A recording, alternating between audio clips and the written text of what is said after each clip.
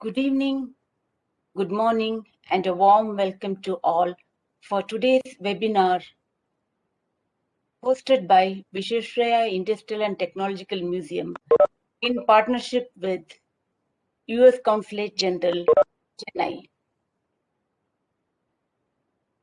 Museums have the power to inspire and educate millions of visitors every year. Vishwesvaraya Industrial and Technological Museum, the southern headquarters of National Council of Science Museums, under the purview of Ministry of Culture, Government of India, attracts more than a million visitors every year. Every year, May 18th is observed as International Museum Day to bring awareness among people about the museums. The museums across the globe are having a challenging time due to the pandemic. Digital technologies offer enormous opportunities to engage and inspire the public.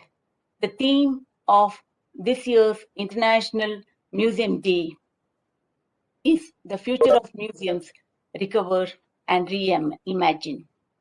Today, we have an eminent personality from the world's largest museum and research complex, the Smithsonian. We are privileged to have with us Ms. Rachel Goslins, the director of the Art and Industries Building, Smithsonian. On behalf of Vishwesvaraya Industrial and Technological Museum and US Consulate General, I extend a warm welcome to you, Ms. Rachel Goslins. We are privileged to have you with us for today's evening. Thank you very much for having come over here in spite of your busy schedule. This event would not have been possible but for the constant effort of the team at the US Consulate General, Chennai, in particular, Ms. Brinda Jayakant. I extend a warm welcome to the entire team of US Consulate General, Chennai. We have a lot of museum professionals, students, teachers, academicians who have joined us for this talk. A warm welcome to all of you. Last but not the least, I would like to welcome my colleagues from Vishwesvaraya Industrial and Technological Museum and National Council of Science Museums who have joined us for today's talk. Welcome, one and all. Now, let me introduce the speaker of the day. Ms. Rachel Goslins brings over 25 years of diverse experience in the creative industries, social impact, law, and public policy to the position. Rachel served as Executive Director of the President's Committee on the Arts and Humanities and Advisory Committee to the White House on Cultural Policy from 2009 until late 2015. She also served as the Director of the Independent Digital Distribution Lab, a joint PBS-ITVS project. She is a 2012 Henry Crown Fellow of Aspen Institute. Currently, she is the Director of Arts and Industries Building, Smithsonian. Before the talk, I would like to make an announcement. Would request all the participants to please mute your audio and video during the talk. You can ask your question at the end of the talk by typing in your questions in the chat box. Over to you, Ms. Rachel. The stage is yours. Thank you so much, and happy International Museums Day, everyone. It's a very fitting day to be connecting with you all, and I'm really excited to share with you some thoughts from the perspective of the Smithsonian and a preview of our upcoming exhibition, which is fittingly about the future. All right, hold on. So can you all see my screen now? Yeah, we can see your screen. Yeah, we can see your screen. Perfect. So excited. Thank you so much.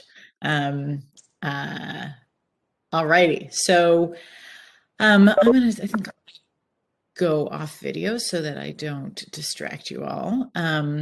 Hold on. Let me see how I can do that. All right, never mind. Okay, so as I said, Smithsonian and the exhibition that I'm going to talk to you about today, Futures, is the cornerstone of our 175th anniversary. Let's see. I was talking a little bit about our reach, breadth, and depth across all of our museums, as well as our objects, our research projects, our publications. We reached about 500 million people digitally last year. Actually, it's 2019, prior to COVID. That number has gone up a lot since then. And we had about 22 million unique visitors visit our museums across the National Mall and our other museums in other cities. So let me talk to you a little bit about the Arts and Industries building. This beautiful building at the bottom here is the building that I'm fortunate to be the director of. It was our first museum. So it's our second Smithsonian building, but our first building is literally a castle, and it was our kind of administrative center. And in 1879, the Smithsonian made a decision that many of your organizations have made to tell stories, to turn outwards, to become a museum. And they built this building modeled after the great World's Fairs of the 19th century. This crazy pavilions, one of its many nicknames is the brick tent, which I particularly like because it seems like a circus tent in brick. And over the course of 145 years, this building has showcased really all of the marvels of the universe and the big ideas that were about to change the world for American and international visitors. We had everything from buffaloes to the Star Spangled Banner to rocket ships. This museum and building incubated almost all of our other Smithsonian museums, starting to show those collections. And then as the collections grew, they would be moved into their own museum. So we had a huge natural history collection, and then we built the Museum of Natural History. We had lots of rocket ships and airplanes and flying things, and then we built the Museum of Air and Space. It's always been a place where we talk to the public about the future, where we talk about these big ideas that are going to change the world. One of my favorite pictures is this one in November of 1969. We exhibited in the rotunda of the Arts and Industries building a rock from the moon. And it's really amazing for those of us who are in museum practice to think of now. You know, we landed on the moon in late July of 1969. And less than 3 months later, we had a rock from that lunar expedition in the center of the Arts and Industries building, where everybody could see and get close to this piece of transformative history. If you think about now how long it would take to get the rock, to accession it, to conserve it, to curate it, and to turn it around for an exhibition, it would be like 5 years. But we did this all very quickly. So that's our glorious Arts and Industry building. And with this building, been asked by the Smithsonian at large to stage a very large exhibition in November of this year, talking to people about the future, which is crazy when you think about it. How do you do an exhibition about the future? That's like saying do an exhibition about the past or the present, right? It's an almost impossible subject to distill and get your arms around. So that was our challenge. And how we decided to do that and how we approach it is something I want to spend a little bit of time now on. So we started with this quote by Carl Sagan. The visions we offer our future, the visions we offer our children change the future. It matters what those visions are. Dreams are maps. And so when we think about why do an exhibition about the future, this is our starting point. If we can't imagine a future, we won't be able to get there. We need to understand the destination before we can understand the path. And that's what we want this exhibition to do, is to help people understand the future and also see their own role in creating a path to that future. So started with a very deep premise. You know, it's very easy these days to do an exhibition about the future that feels very dark. There is a lot, we as a society, we have a lot of help imagining what could go wrong in the future, from media, from science fiction, from public intellectuals. And those are very important conversations. Those, we call them dark mirror conversations, are very important.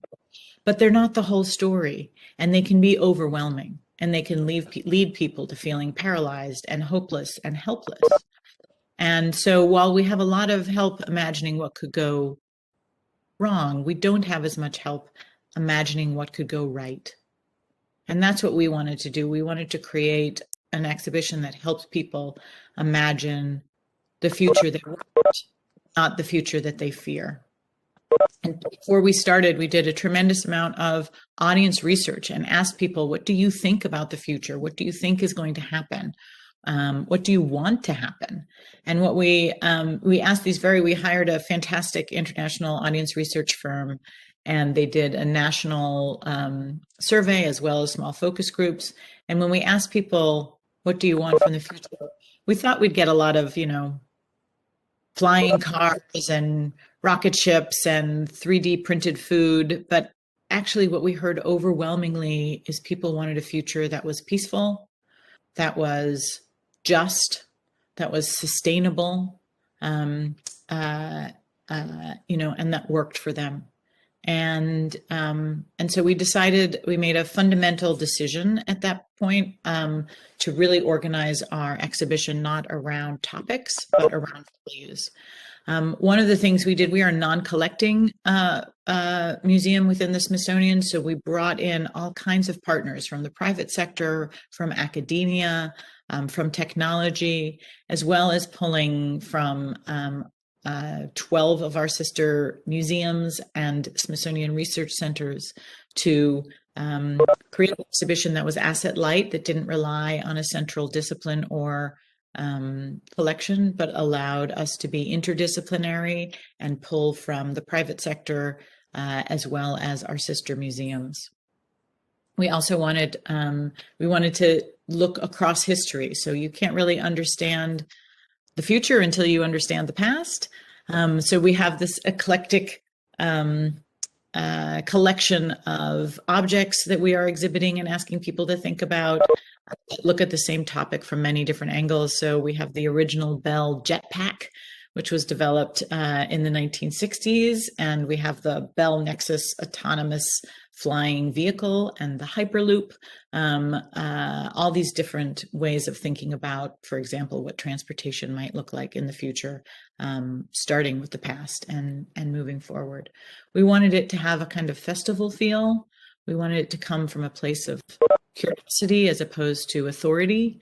If you're the Smithsonian or if you're any of your museums, you can decide what is important to tell people about any given subject. We can tell people everything they need to know about space flight or dinosaurs or the history of 18th century pottery. You can't do that about the future. There is no authoritative guide to the future. So we really strove to create something that was curious and asked questions as much as it answered them.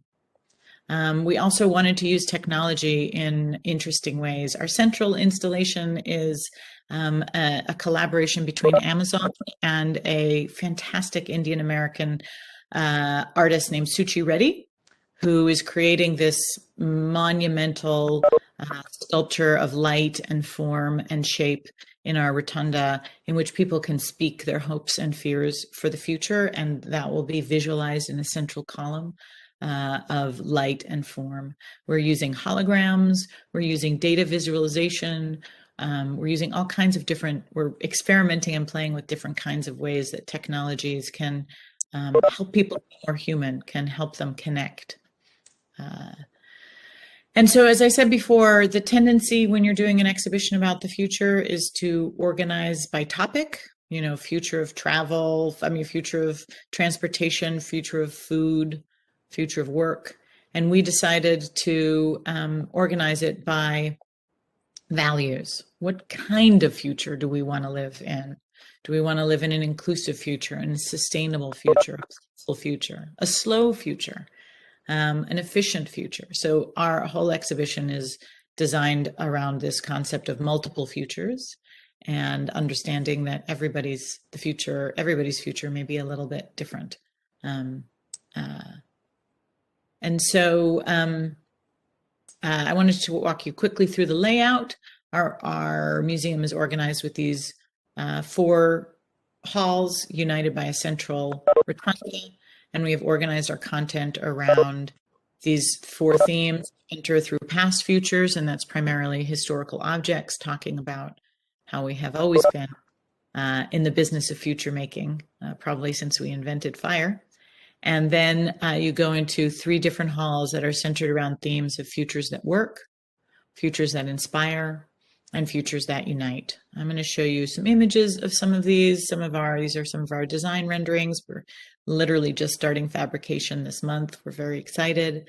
But you can see we wanted to work with the architecture of the building and have something that felt not so much like a traditional museum exhibition, but something, festival and a conference and an exhibition with lots of kinds of content. We have several mottos along. One of them is anything that can move should move. We want it to be dynamic and kinetic, and we want to use art and technology and science and history to help people think about the future. So each hall is organized with kind of a different visual approach and theme. We're using sustainable materials whenever possible. You'll see in the corner those blocks that you see sort of to the left. This is our Futures That Inspire hall. They're made out of recycled movie posters.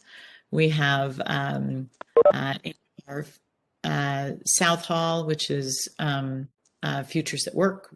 A lot of our exhibitry is made out of mushroom bricks, which is a new kind of construction material that has a much lower environmental impact. So we're trying to tell stories with how we built the exhibition and how we're exhibiting the objects, as well as with what we're saying. So that's where we are. And we are, as I said, projected to open in the fall of 2021. Interestingly, we were, maybe halfway into planning this exhibition when the pandemic hit. And so we really had to rethink much about what we were doing here. We did feel that in many ways, now more than ever, a hopeful and curious exhibition about the future is important as we come out of this really challenging and hard time for so many people. We had to revisit our visitor and staff safety protocols and think in new ways about cleaning and capacity. We changed some elements of our exhibition design to make it more open and make it so there weren't smaller rooms or smaller spaces that were going to force people to closer contact. We moved from touchscreen technology to touchless technologies wherever possible, haptic and voice activated. Not entirely. There will still be touchscreens in our exhibition, but the emphasis on technologies that were touch-free. We're doing timed ticketing. The Smithsonian doesn't do ticketing, and we're an entirely free museum. But for this, we are thinking about capacity and how to stagger that, how to increase that over time. And we also looked at some of our content. And we already had these themes in the exhibition, but given the events across the world and in America over the last year and a half, we added additional content around health and worked with the National Institute of Health to add something about vaccine development, as well as other ways that healthcare might change in the future, and also social justice. That has been a huge conversation over the last year and a half, and we wanted to make sure we were addressing what was on people's minds.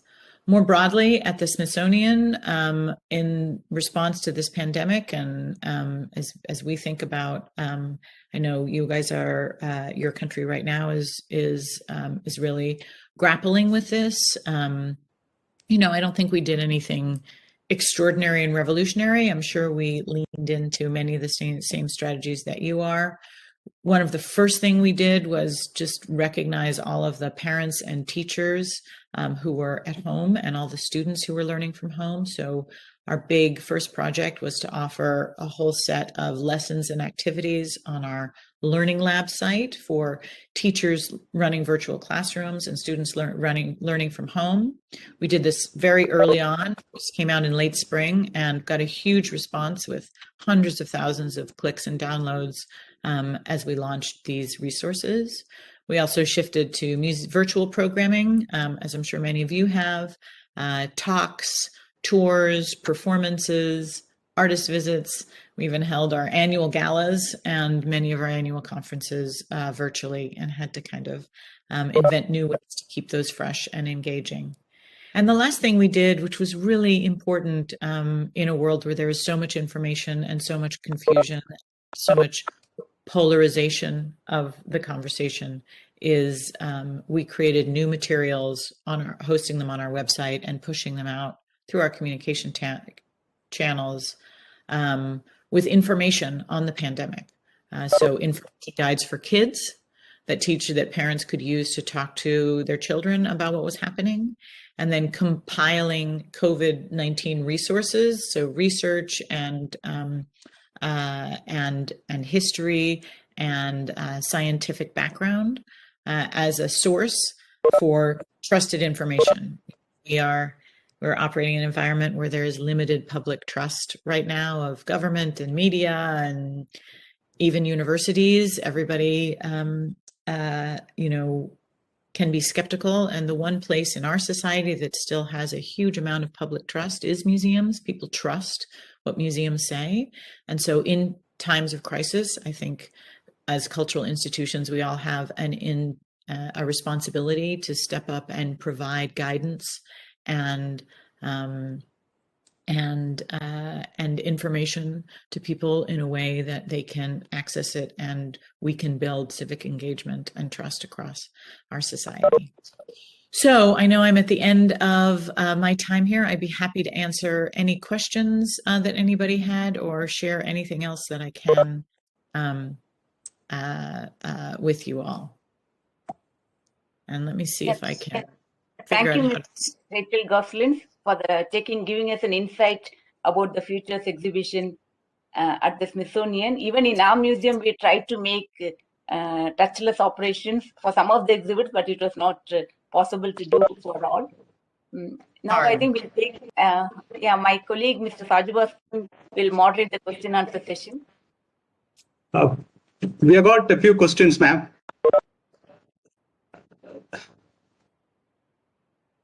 Am I audible? Yep, I can hear you. Yeah, you're right. Yeah. One question is from Mr. Ponderesan. How do we make the museums more eco-friendly, committed to sustainability? That is such a good question, and something that we really struggle with. I mean, you have to walk your walk. And so there's really two answers to that. One is, what messages are we sending to our visitors, and how can we highlight exciting new ideas in sustainability? And the other is, what are we doing ourselves? So we made a commitment to have a certain percentage of our exhibition be made out of renewable and sustainable materials. We put a big statement on our wall when you walk into our exhibition about sustainability and renewability, and our commitment to both use best practices and highlight best practices across the museum field.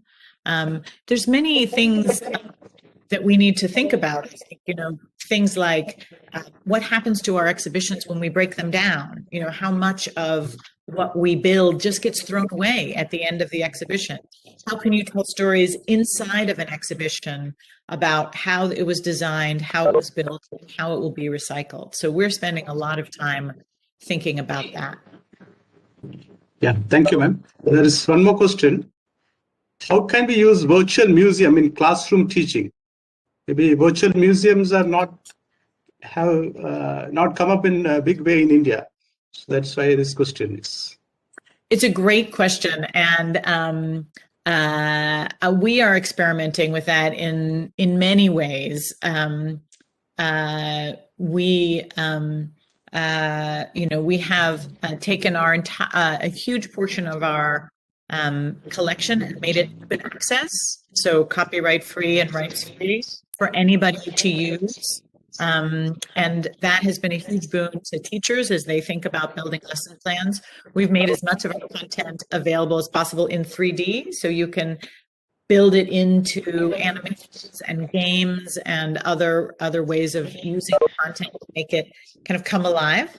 And so that is something that we're very excited about.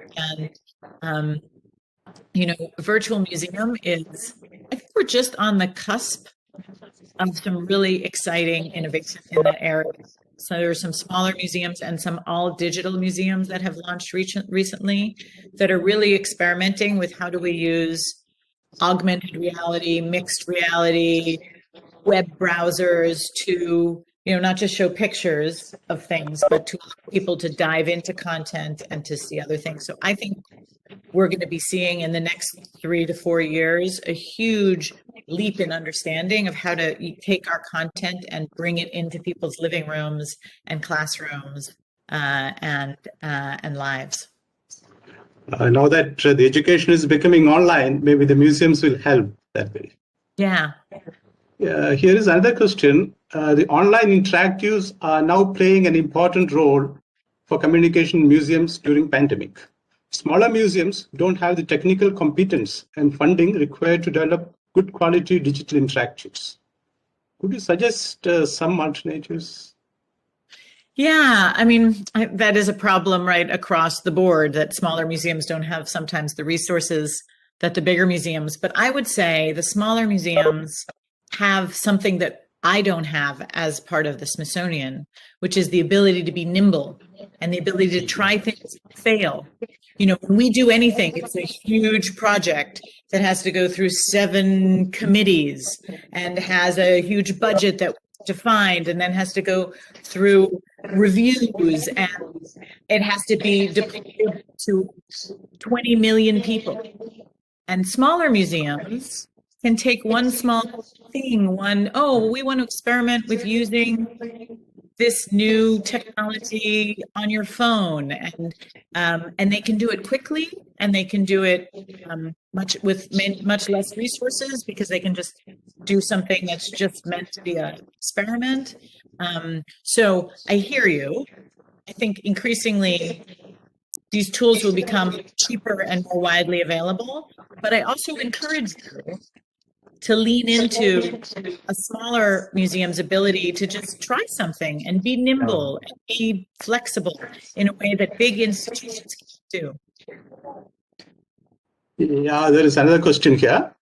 What changes have been brought by pandemic to the museums, which may remain even after pandemic is over?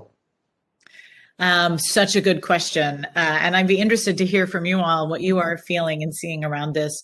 I do think our ability to reach people digitally has been exponentially expanded, and that will be an advantage to us even when the world goes back to normal.